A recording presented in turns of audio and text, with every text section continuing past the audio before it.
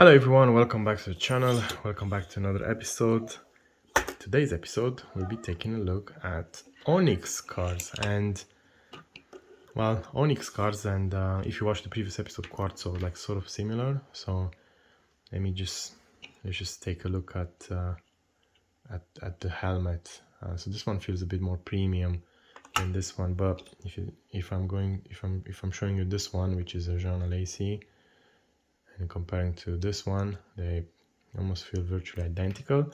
I think Quartzo spent obviously less time developing the helmet, but anyway, I digress. So we probably jumped a bit too quick into this one. So with this series, trying to give you the best advice. So if you want to start collecting, or if you are thinking to expand your collection, or if you are thinking to invest in diecast, like by all means watch the full series. I'm gonna give you some really nice tips. And coming back to the ONYX cards, as you can see, this one is missing a mirror, so build quality is there or thereabout. I would say it's subpar. Some of this stuff like really moves around. For instance, the rear wing, and obviously the wheels are a bit wobbly, as you expect. But some of the details that they're not doing today is wet tires. That's a plus, I should say. And coming back to these cars, they are obviously they were mass produced. There was a big dump at some point. I don't even know the difference between ONYX, Vitesse, and Quartzo. For me, they all look the same, coming from the same place. But for the purpose of this video, because you will find eBay listings and Facebook Marketplace, and you will ask yourself like, what's an ONYX, what's a Quartzo, what's a video explaining all of that will come. I'm working on it, but for the purpose of this video, let's call them ONYX. So I think ONYX is also Portuguese. Probably they bought Quartzo at some point and just like dumped a lot of cars. As you can see, most of the cars are from the 90s and 80s, and this one is a test car, so they have some really cool limited editions. Like for instance, this is Damon Hill doing rounds with Bridgestone for the Bridgestone test car, and then he later joined Arrows, and we know how that went. So yeah, coming back to the ONYX cars, you can see there's a lot of interesting things. They can't make two cars the same. So these are literally both of these cars are made by ONYX. This one has a driver. You can see the blue there is different than the blue here, and this goes all across the lineup. There's a lot of mistakes, silly mistakes like this. Some of the earlier cars, they were released with no mirrors. This set, if I were to buy it from Minichums, would have cost me probably around £100.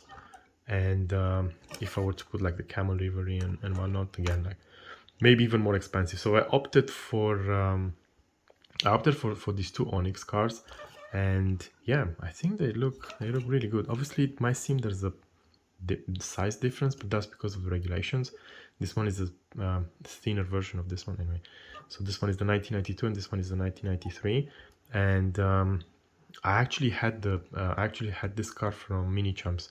I had to sell it, and believe it or not, it's the same. The only difference with the Minichums one is obviously the helmet is a bit more detailed on the Minichums version, but everything else is identical. If details is your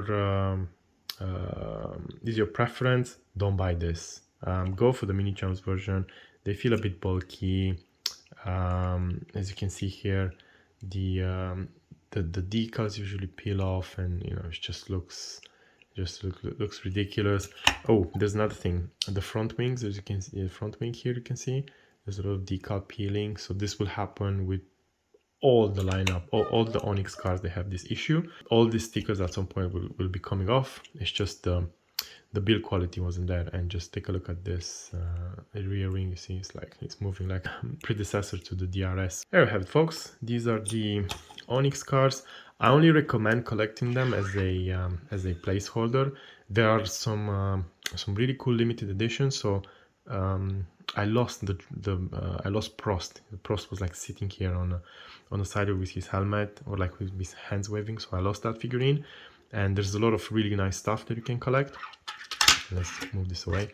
By the way, this one kind of like doesn't spin the wheel properly. but these ones they actually do. If you just buy them to put them in a display cabinet, I think they'll do just fine. But if you buy them as an investment, no, stay away from them. Probably all these cars will be sold for like £10, even less, in 2-3 years time. There's literally no value because the quality is so bad that these things depreciate quite fast. So the decals will be peeling off, the paint will be sort of like darker. It gets darker. I had some issues with mold in the past while collecting ONYX cars. There's definitely something wrong with them. Obviously they were mass produced and the QC weren't there. But if you want to keep them as a placeholder, by all means do so. Fantastic for the price. I'm not sure how many cars you can buy for £5 these days. So there you have it. This is another video of my of this new series. I hope you like it. We have more videos coming up, and that's it for this episode, and I'll see you on the next one. Bye for now.